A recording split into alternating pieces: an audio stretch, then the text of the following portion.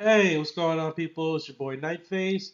We're gonna get right into my top 10 films 2017. I'm not gonna do no honorable mentions. I'm just gonna dive right into this list. I already feel confident with all the titles I selected. A lot of great movies came out this year. There's no question about it. So if you don't see any films on this list that you've seen, chances are I didn't see it, or I just thought it couldn't, make my top 10. But yeah, let's get right into it, and we're gonna start off with Wind River. This film is one of the biggest surprises of 2017. It's like a sleeper hit. A lot of people don't really talk about this film, but definitely worth checking out. And it made my top 10 solely because of that climax towards the end of the film was so shocking. It was well shot, well executed, just the build up to that. And it's just a great, I like quiet crime mystery thrillers, and this is how it kind of played out. And I love the setting in Wyoming. You got Jeremy Renner here, and you got Elizabeth Olsen. That's right, Hawkeye and Scarlet Witch. And God, this movie, like I said, surprised the hell out of me. And it's Taylor Sheridan who directed this film and wrote it, and he's written a lot of great films like Sicario and Hell or High Water. So I'm a big fan, and this film just knocked it out of the park for me. Just a great, gritty crime thriller set in Wyoming, and my God, I just really love this film. I can't wait to own it on Blu-ray soon. But yeah, that's my number 10. Number 9 would have to be The Big Sick. Another film that surprised the hell out of me. I didn't think it would be my top 10, but the more I think about it, the more I love this film. This film is just so wholly original. I mean, it's based off Kumal Nanjiani. I don't know if I said his name right, but based off his actual love life, how he met his wife, and yeah, his wife co-wrote the script with him, and it's a great story. It combines drama and comedy into one. Dramedy. Had that kind of feel like Silver Linings Playbook in a way, where they have some real serious moments that work, and then they have comedy just at the right moments. And I love the cast. It's just great to explore his culture and how his mom tries to force him to marry other women, like arranged marriage, pretty much. They don't see it that way. It's just a norm for them. It's a regular thing, and he ends up falling in love with this white girl. I really love this film. This film had so much heart, and it's one of my favorites. I can't praise it enough. It's such a good film. So that's number 9. Number 8, coming in number 8 is Get Out, the best review film of 2017, without a doubt. It says it right there. And in a way, I think it's kind of overrated. I mean, I love the film. It was really effective when I first saw it. It surprised me as well. The performances and just the direction by Jordan Peele. The directorial debut, and wow, what a hell of a directorial debut this was, because he just combined like dark comedy with horror and suspense, and just the idea where this story goes is wholly original. It's unheard of, and I really dug it, really liked it, but I still do think it's overrated. A lot of people just put it at like almost at their number 1 or their top 5, and I mean it's their list without a doubt, but still I just feel like it's just overrated. This is like what, 98% on Rotten Tomatoes? That's crazy, But that says a lot about the film, that anybody can really watch this and just have their mind be blown. It's not your standard typical horror suspense thriller. I mean, there's like these twists and turns, and just the way they play up dark comedy in this film. And I like the TCA or TSA best friend of our main character. He is hilarious. He's like, I'm TSA, motherfucker. That guy almost stole the show, so I really enjoy this one. Yeah, Get Out at number 8. All right, number 7 is Baby Driver. I'm gonna keep saying this. Another surprise of the year. A lot of people love Edgar Wright. I'm not the biggest fan of him. I mean, I do like his films. Like I like Shaun of the Dead, Hot Fuzz. I thought Scott Pilgrim was alright. No, people just freaking salivate from the mouth when they hear Scott Pilgrim, which is cool. It's fine. Just maybe I need to rewatch it, but I don't like I don't love it as many people do. But yeah, this one I'm glad I gave it a chance, because this is one of my favorite Edgar Wright films. Probably my number 1. Just a lot of style. They took like a standard like heist film, and just man, just inserted Edgar Wright style in this, and it just bleeds out. It just shows. I just really liked it. I like Ansel Elgort, I believe his name is, as the lead. He was good. You got my boy John Hamm from Mad Men. You got friggin' Jamie Foxx. Plays such a ruthless character. Man, his character is just despicable. And yeah, Kevin Spacey here. Well, the soundtrack is amazing. The chase sequences, the gunfights, everything is just wow, top notch. Had a blast. Is Baby Driver, highly rewatchable. So yeah, number 7. All right, number 6 is Wonder Woman. That's right.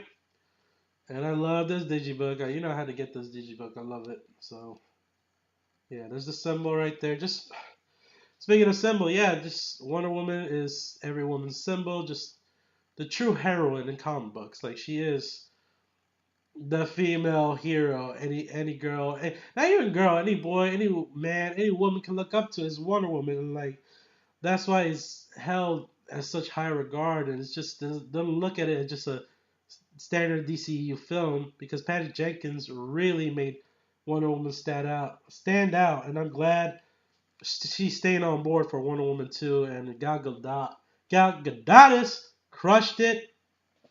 The scenes with Themyscira are just visually mind blowing. I really love those sequences with Robin Wright Penn. I really liked her character, and God, it's just an empowering film that not only for women but just for anybody, So they really nailed it with this. So yeah, believe the hype. I really enjoyed it.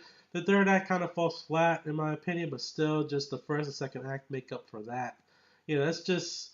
I feel like that's Warner Brothers just trying to shoehorn in an ECU villain like Ares and stuff, but it's good. It's all good. And oh yeah, Chris Pine, man, what he was an amazing co-star. He just had great chemistry with Gal Gadot.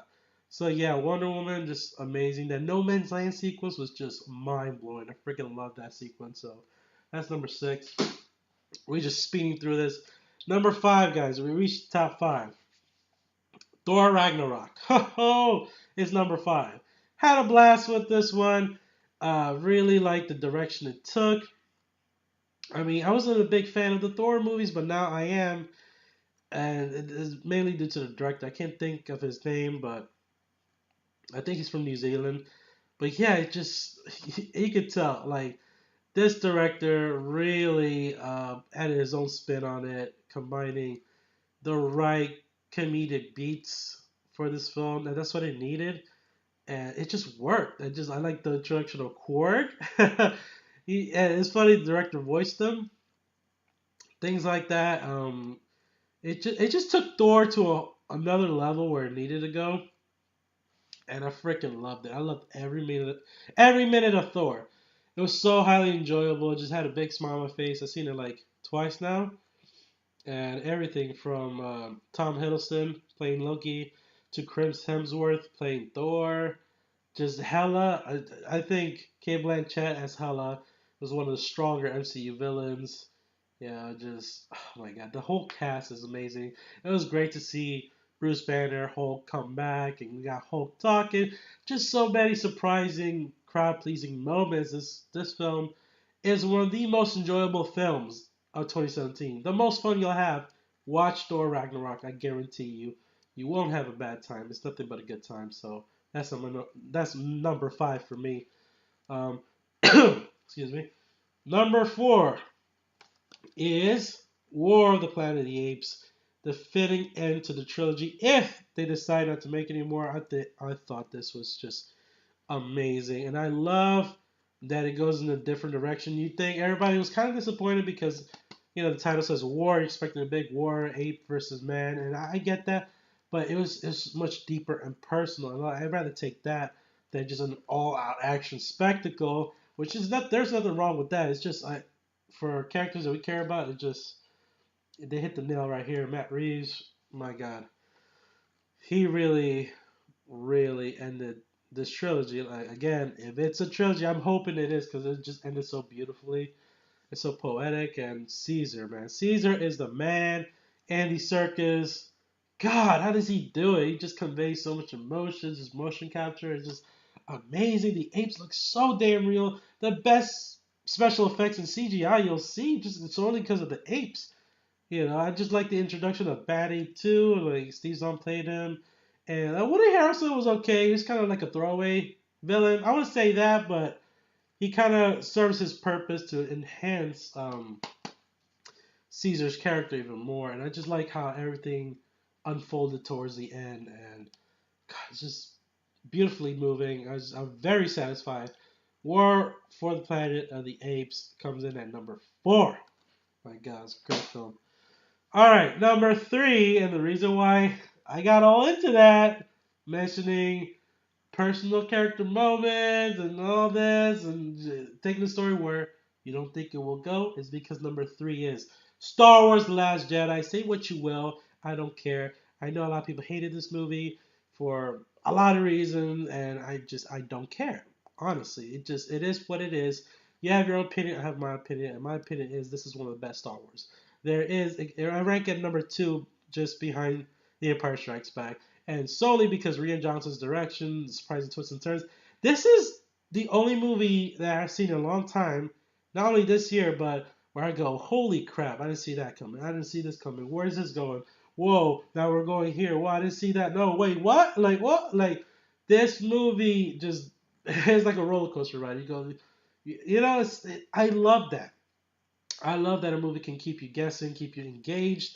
And it's just so refreshing to watch because, we get the standard Star Wars film. And it's funny because a lot of people bitching about The Force Awakens being too similar to New Hope. Well, guess what? We got something totally different and taking a lot of risks with the Star Wars characters and, the franchise that we grew up and loved. So I understand people getting so upset because it's like, oh, you're tainting this. This is not how I pictured you taking this franchise because I have a whole list that I've written of expectations. And you know what? You just got to get your head out of the box because it's like, just take it for what it is. We still got visually mind blowing moments.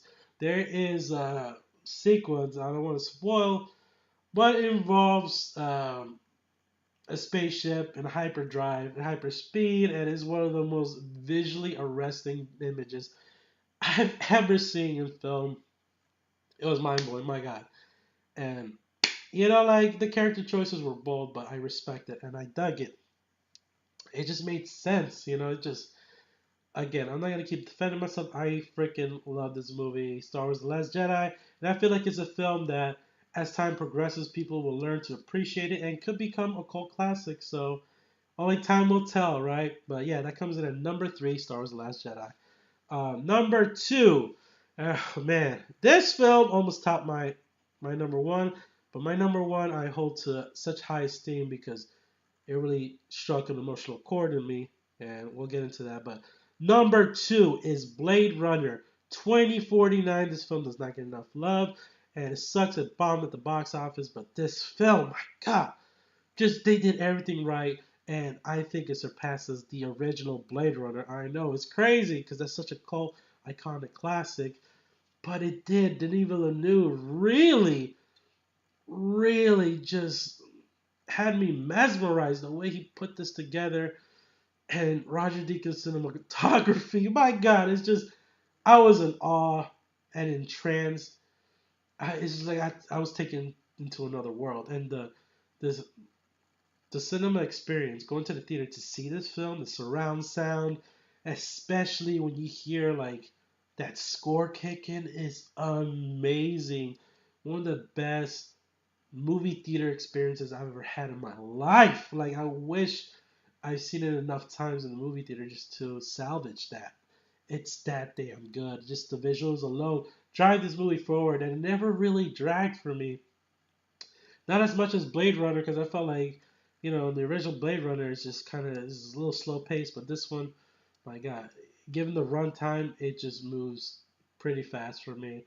And Ryan Gosling, I enjoyed his performance. Harrison Ford, my God, I haven't seen an emotionally gripping performance from him in a long time, and this is one of his best performances. My God, he just conveys so much emotion, especially towards the end. Like, oh my God, just the way the story unfolded, the where it goes, just I loved Every minute of this freaking film is a freaking masterpiece, and people should go see it. I cannot wait to buy this on Blu-ray. I might even drop it on 4K. You know, I don't have 4K TV or 4K player just to give the 4K treatment because it needs to be seen in the best resolution possible. It's just, oh my god. Blade Runner 2049 is one of the best films of the year, hands down. You know, if this is your number one film, I totally understand it. It almost became my number one.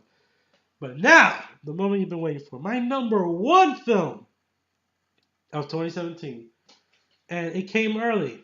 And every film I've seen, every film that has come my way, has not topped this film, no matter what. Blade Runner almost came close, but again, like I said, I hold such a personal and emotional connection to this film, and that is Logan. Logan. My God. And I finally got the Steelbook. I love the Steelbook. Logan is just everything I wanted a comic book film to be. That is to transcend itself out of the genre and become something much more. Just like The Dark Knight set the bar, and people didn't even look at that as a comic book film. The same can be said about Logan. You know what? I never thought it was possible, but Logan is my number one favorite comic book film over The Dark Knight. Dark Knight has become number two, and I've seen this movie in theaters like 5 to 6 times. The most I've seen any movie in theaters. I just couldn't get enough of it. I took different people that I know, friends and family, and they all had their own reactions. A lot of emotional reactions watching this, and it was just a fitting end to Wolverine, to Hugh Jackman playing Wolverine. And I remember watching it with my dad, and you know that scene that happens in the end. Spoiler alert! I'm gonna get into spoilers. I have to for this one.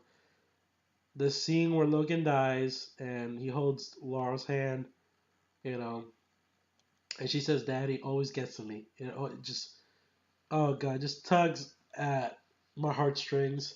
I cry every time. I have no shame in it. I remember seeing it with my dad, and that's the first time I swear to God I ever seen my dad cry. So it was such a touching moment. Like wow, you know, because my dad's not the emotional type, and for a minute, it's like I felt like how X-23 felt in the film. How she's just looking down on Logan like, my God, I just got like the father I always wanted, the father figure I've always wanted, and he's gone now. And in a way, when my dad showed that emotional side of him, something that's been missing, um, part of my life, and I wish I had more of that with my dad. I still love my dad no matter what. So I kind of sympathize with that. So that's why it's so personal to me. So watching my dad break down when this in this film, it just is everything, and that's why I love this film so much and hold it to such high regard and high esteem. It's a masterpiece. Hugh Jackman, oh my God, Patrick Stewart as Professor X, even the little girl, just everybody. Director James Mangold really crafted his masterpiece. This film deserves Oscar nominations. I know people are pushing for like Wonder Woman, but I understand Wonder Woman is a great film, but this is even better. If there's any comic book film that deserves Oscar nominations and deserves to win the Oscars, is Logan. I love this film. It's a fantastic send off to the Wolverine character. I just couldn't be happier about this film. I love this film. I always rewatch it. It means so much to me. This will always be a masterpiece. So yeah, Logan is my number one film of 2017, and it came early, guys. It was in March, so that's saying something. So yeah, guys, there you have it. That is my top 10 films of 2017. Post your comments. Let me know what you thought of my choices. Did you like it? Do you agree? Do you disagree? Um, what's your top 10? I'm curious to know. You got a top 5, top 10. Let me know. Post your comments. Let me know. Give this video a like if you enjoyed my top 10 of 2017, and subscribe if you're new to my channel. And Merry Christmas to everybody in case I don't see you. And have a Happy New Year. And I'll see you next year.